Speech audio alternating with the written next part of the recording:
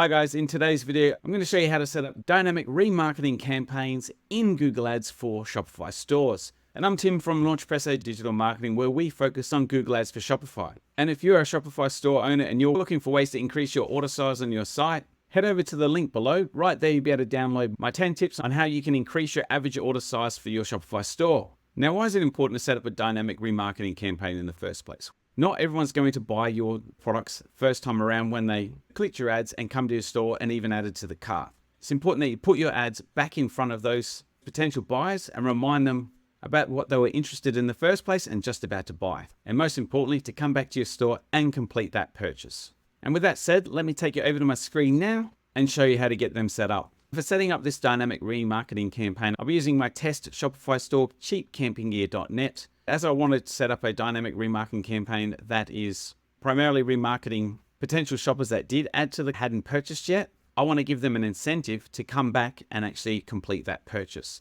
So in the back of the Shopify store, I'm going to come to discounts and I'm going to create a coupon code with a percentage discount for first buyers so I can go about triggering that incentive. So let's quickly just create the discount, click create discount. I'm going to give an amount off the order. I'm going to make it a discount code. I'll call this Camp 20, just for an example. And the discount I will give will be 20%. I'll make it no minimum requirements and I'll leave it as all customers. However, under maximum discount users, I will limit it to 1 use per customer and I'll allow it to be combined with all other offers. And I'll leave the combinations as is for now.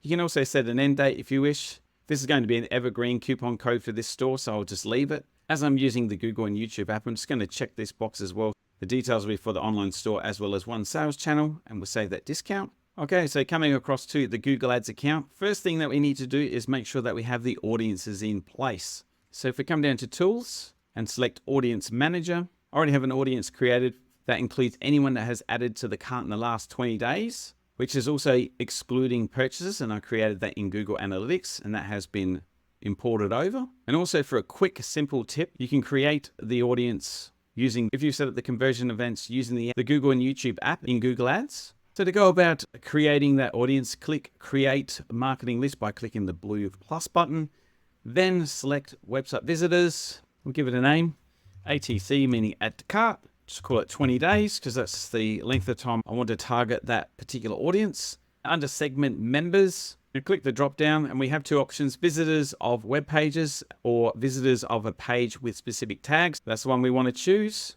And then as you scroll down here, we can see here's all the conversion actions that have been pulled in that we can use as audiences. I'm going to go ahead and select the Add to Cart conversion event. Scrolling down and clicking the drop down on member duration, we'll change that to 20 days. You got a maximum up to 540 days, just a quick FYI. And you can give it an additional description if you want to, but that's fine for me today. So let's create segment. Okay, now that'll start populating. Now just a quick heads up in terms of remarketing. For audiences for search, YouTube, and Gmail, you do have to have a data segment of at least 1,000 active users. But for display campaigns, we can have at least 100, which generally fills up pretty quickly. So that's the audience I want to target, but I also have to exclude it as well because I don't want to show my promo code to purchasers who might get a bit disgruntled or upset that they may have missed out on the deal for whatever reason if they hadn't found it in the first place. So let's go ahead and create that purchase audience for the same amount of time as well, of 20 days. So we'll click the blue plus button again, website visitors, call this purchases 20 days. Visitors of a page with a specific tag. Now, I could select Shopify purchases or the apps purchases. I'm just going to both just to cover, and I'm going to change that to 20 days. And let's hit create segment. Because I've got two of the same here, I can see one comes from Google Analytics when I hover over it, but I've got this one here for, you can see here with the visitors from a specific page. I'm just going to change that naming convention slightly, just say GNT, GNY, sorry, so I can distinguish between them.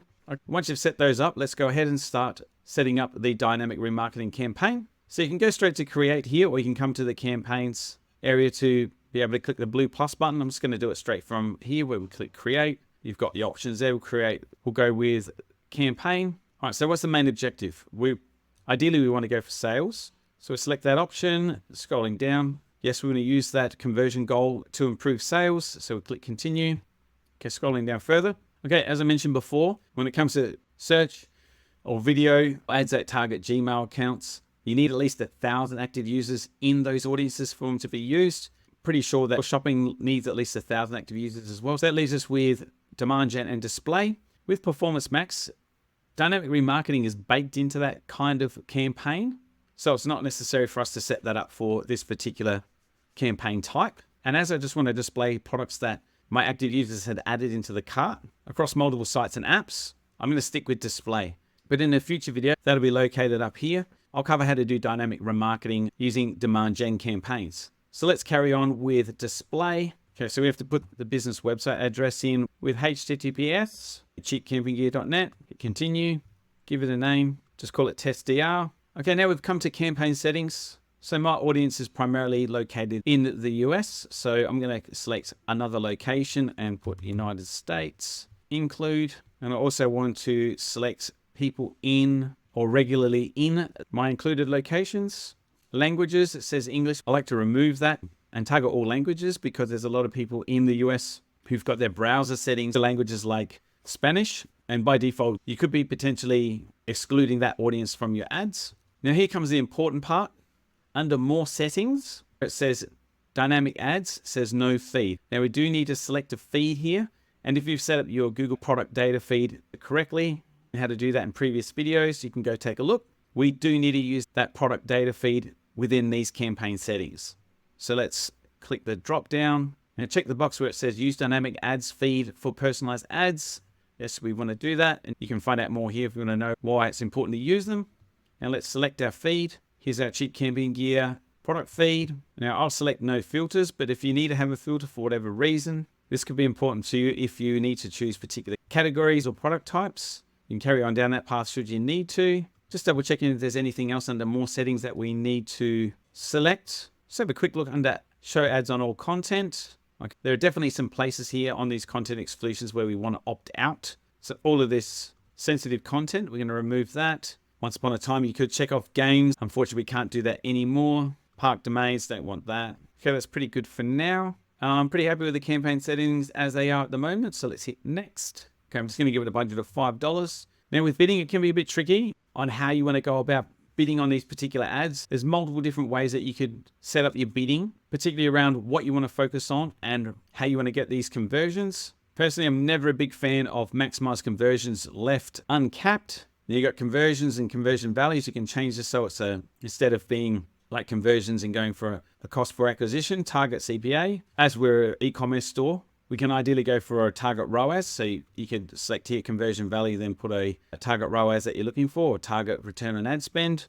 You can put in like 150% or whatever it is that you're looking for. Another option is viewable impressions. So that means you can set a bid on how much you want to pay per 1,000 impressions, which could be good because if you've got a low amount of add to carts, you can put this amount quite low. You can almost go like $1 or even 50 cents per 1,000 impressions, which is not too bad. You can see here on the right hand side, you can even see here what the average CPM would be on 1,000.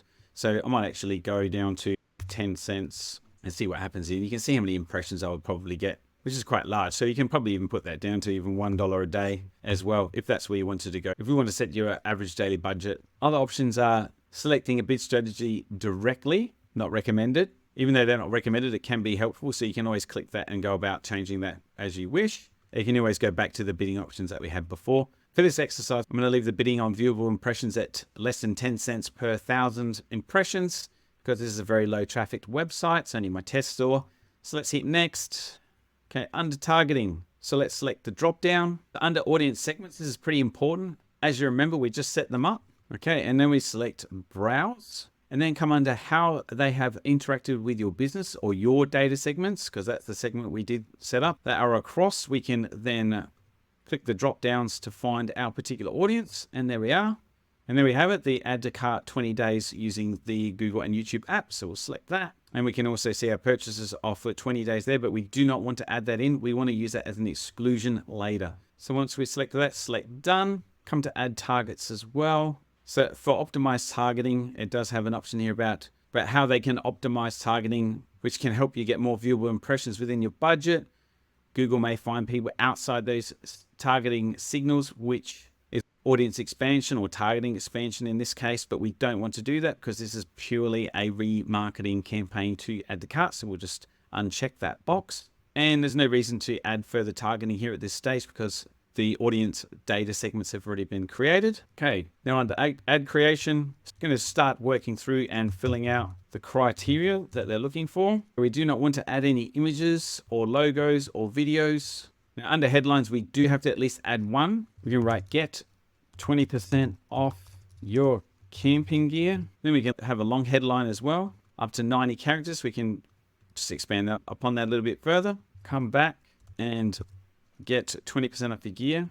So on this one, I'll pay shop now. And just for description purposes, I will just say #1 camping store for quality discounted gear and equipment. And then nothing need to be done under the additional format options. And because this is like a catch-all add to cart dynamic remarketing campaign, I don't want Google using any of our additional assets. If I have anything in my assets library, so I'm going to uncheck that one. Or any auto-generated videos, we don't want this.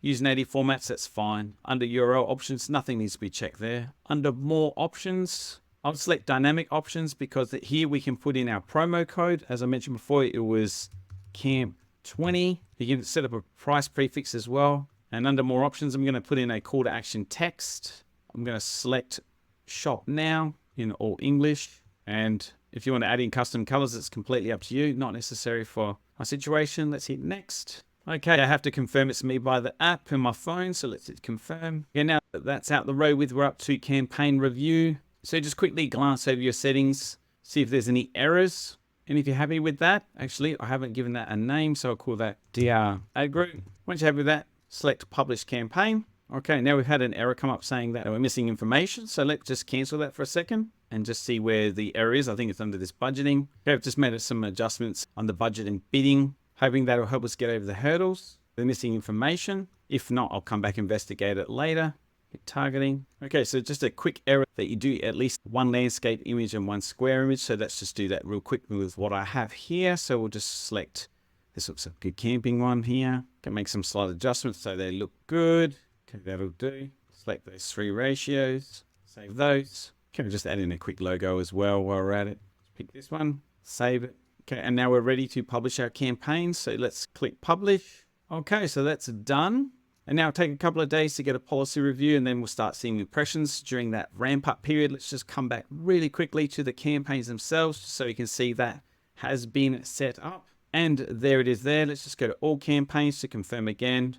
There we go. And let's just go back to the settings very quickly because I want to double check that we are using the data feed here. Now I did mention we want to exclude that purchase audience. So if we select the campaign and come to audiences, you'll be able to see the audience that we do have in here. You see our existing audience of add to cart for 20 days for the Google and YouTube app. It's under review. And now so come down to the bottom here where we have exclusions. You can select show table. You can click edit exclusions here or here. Just select the exclusions and then we can select the 20-day purchases as I mentioned before. So we'll select them and hit save. And the moment it's saying that they're too small. This one here is too small as well. If we look at that, it's not eligible at the moment, but they will fill up. And if you have an active website, they will fill up quite quickly as well. Okay, and that's how you create a dynamic remarketing campaign using display campaigns in Google Ads for your Shopify store. Now, if you got something out of this and found some value, please click like and subscribe down below. If you want to be updated when I post more videos. And also at Launchpresso, we provide Google Ads management for Shopify stores as a service. So if you would like to work with us or you'd like to get a free audit, please reach out to us with the link in the description and we'll be more than happy to hear from you and I'll get back to you as soon as possible. But that's it for today's video. Bye for now.